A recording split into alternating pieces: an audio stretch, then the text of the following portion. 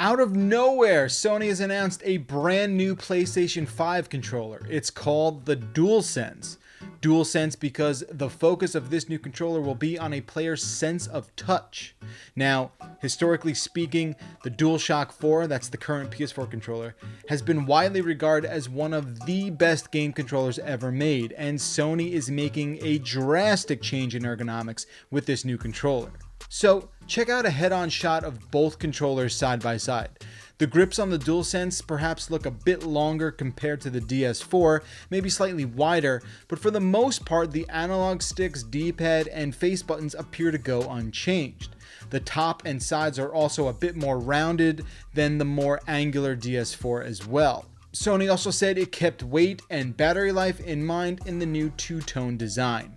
Either way, this is pretty wild. It is definitely a substantial change from its predecessor. Listen to Sony Interactive Entertainment's president and CEO Jim Ryan's quote about just that.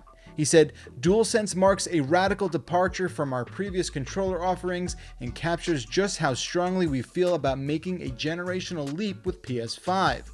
The new controller, along with the many innovative features in PS5, will be transformative for games." All right, there you have it. So, functionally speaking, what exactly is different with the DualSense? A lot, but in Sony's PlayStation blog post, the major feature addition to the PS5's controller is sense of touch. So you're thinking, what does that mean? And we don't really know yet. They describe it as haptic feedback, letting players feel things like, quote, "the slow grittiness of driving a car through the mud." I feel like that's what they always use. There's also adaptive triggers on the DualSense, which Sony says will let you feel the tension of your actions, like when drawing a bow to shoot an arrow. Why is it always shooting an arrow? That's the only thing these guys can relate to. Okay, what else is there? A built-in mic so you can chat without a headset. That's pretty cool. A light bar that flanks the touchpad instead of just the top level of it. That's just, I guess, cosmetic. And then also a create button that's going to replace the share button. Sony says the new button will offer the same functionality as that original share button, but it sounds like you'll have more creative control, more customization over the types of clips that you share. But details on that specifically are scarce.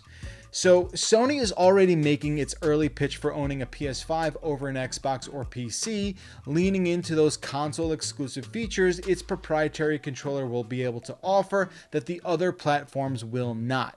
So in a world where Microsoft is blurring the line between the difference of owning an Xbox or a Windows PC, this is one of the things Sony needs to do to start separating itself. So what do you think of the new controller? I won't lie, it's growing on me. I think it looks pretty slick. Most of all, I just want to get my hands on the damn thing. I know it's going to be a while.